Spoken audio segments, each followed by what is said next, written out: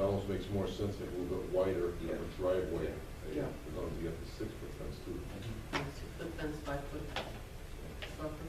Yeah. I think there's more room for cars coming in, like you said, even fire equipment or anything that might have to come in there.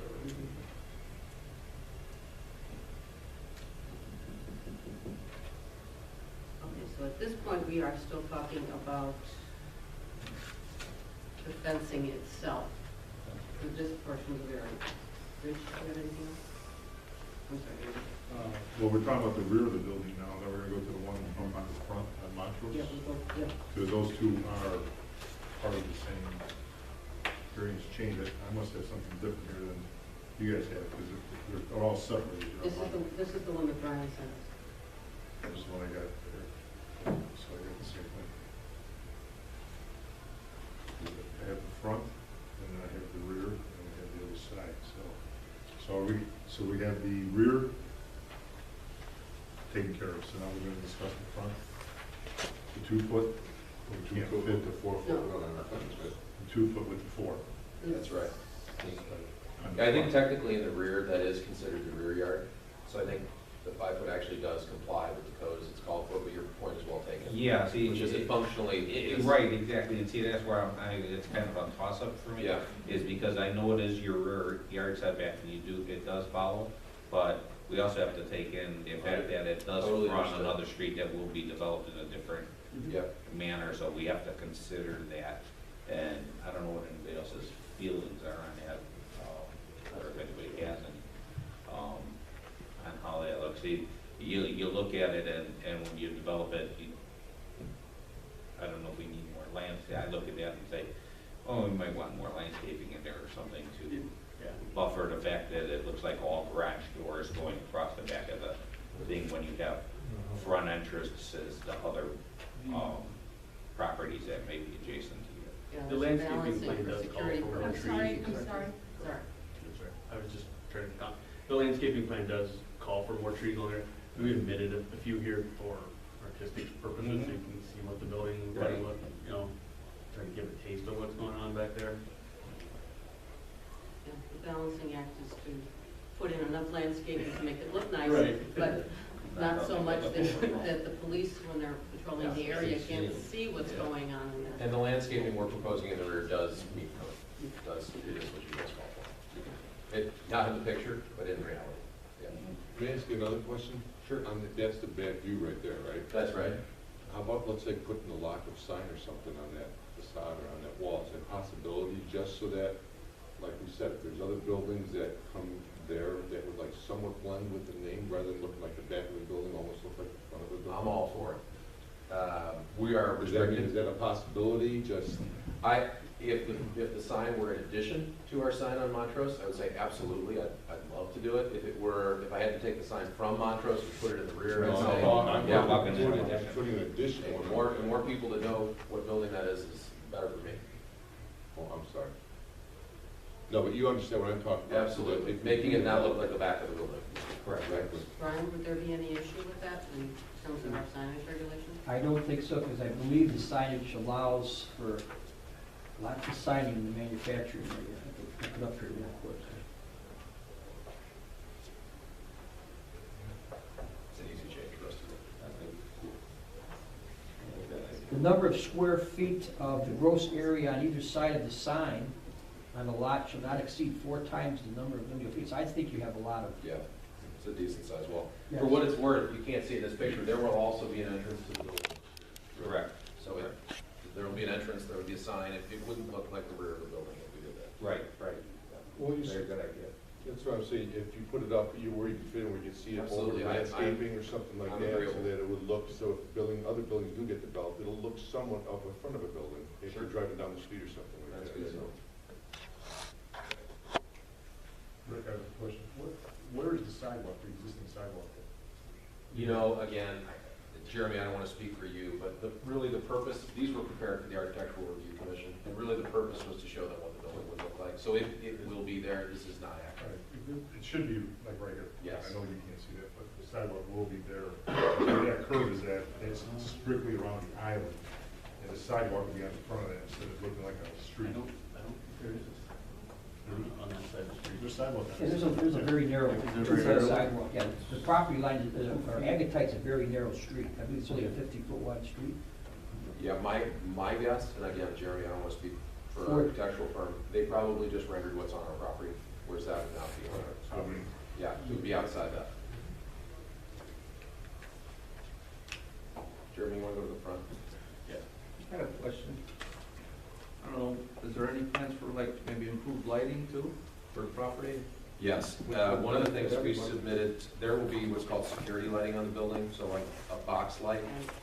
And That's, that's a question we're gonna get to in a yeah, little you bit. can see it there, but yes, it will be lit, it'll have what I call blinders on them, so it doesn't spill onto other properties, but will essentially shine straight down. But yes, periodically on the building, the entire, other than facing 80s, the other three sides will have that.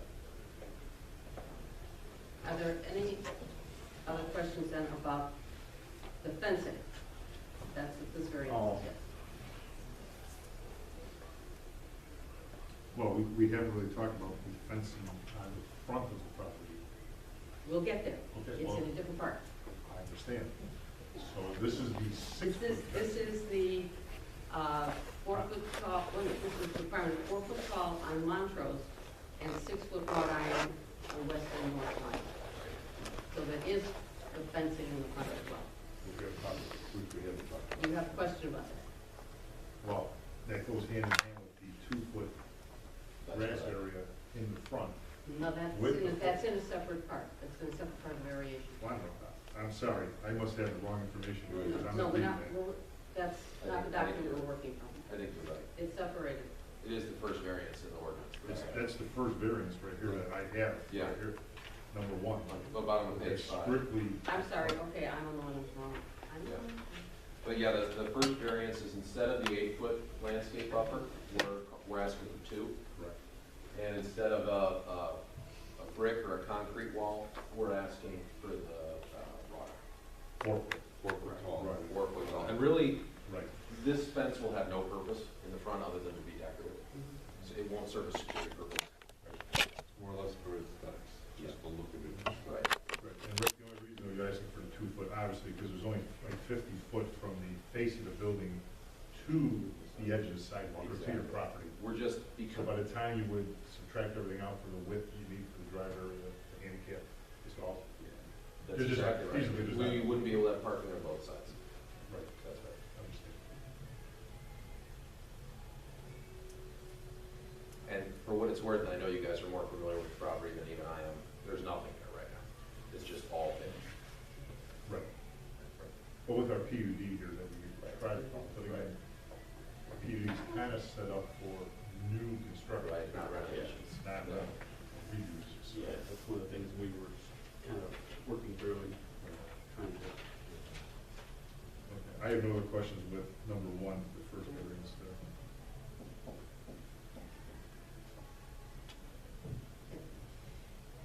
What's your other question?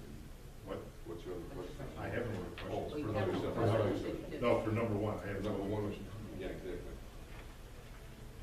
Okay. Variance number 1, since I did not read that, is,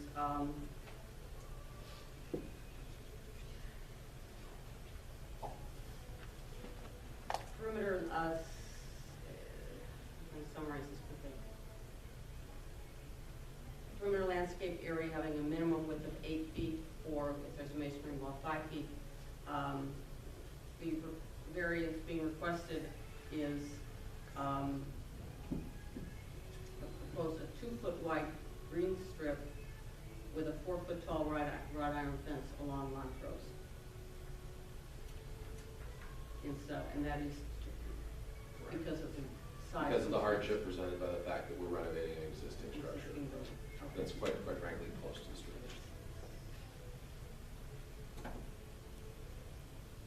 Instead of an 8-foot butter. Yes, it's a 6-foot variation.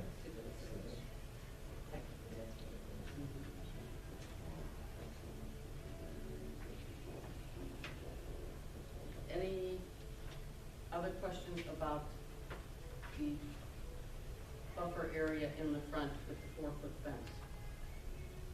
2 foot instead of 8 feet. Yeah.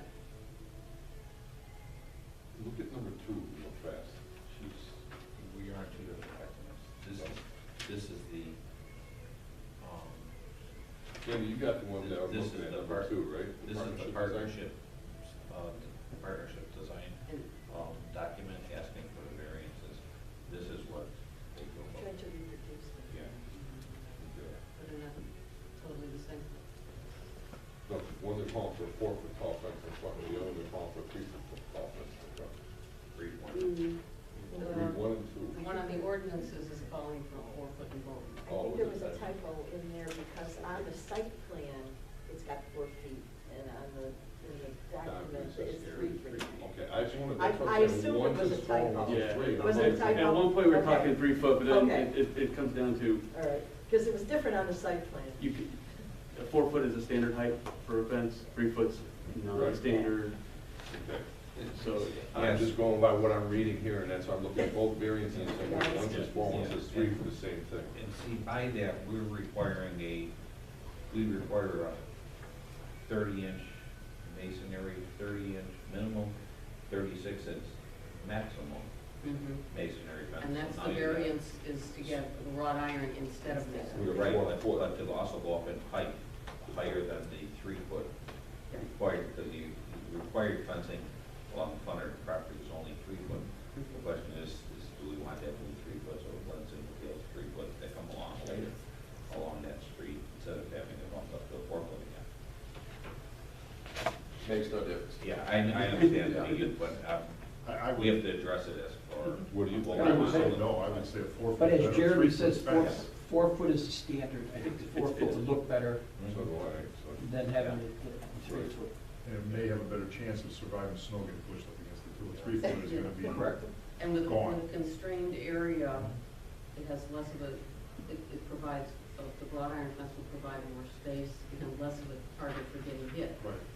And continuing down the line on that, I mean, theoretically, a 3-foot fence, somebody could fall onto it. You know, 4 foot, a little harder to fall on top of. You know, 3 foot, somebody could fall on it, and, you know, I'm not sure what the top is gonna look like. It's gonna be wrought iron, I'm anticipating like Little picket, little points or whatever sticking out. something more decorative. Yeah. Yeah, there. No, the code doesn't allow pickets. It's gotta be a flat. That's Flat flat top. top. But somebody could still fall. Correct. But another thing too, we have to look at, it is a path for the kids going to school. So That's if you're exactly too low, they're gonna sit on it, and Right. there could be a place to congregate. So this way here, it's a little higher, making it more difficult for them to. Not something they can sit on. Correct. Doesn't mean they won't try. Of course. Okay. Any other discussion on the front buffer and fence? Would Brian, would the material that that fence being made out of, whether wrought iron or powdered coated steel, be any issue as far as? The only thing we would want, something that's very little maintenance. That's all our main concern. We don't have And I'm any- sure they don't wanna have a lot of maintenance. We don't have anything in our code or anything that, No. you're planning a wrought iron along it? It's just so much more durable than like a lightweight powder coated, that would get beat up fast. I mean, realistically, ours are gonna occasionally bump into this, snow plows are gonna push snow into it. So wrought iron's the most heavy-duty durable thing you can put there. That was our thought.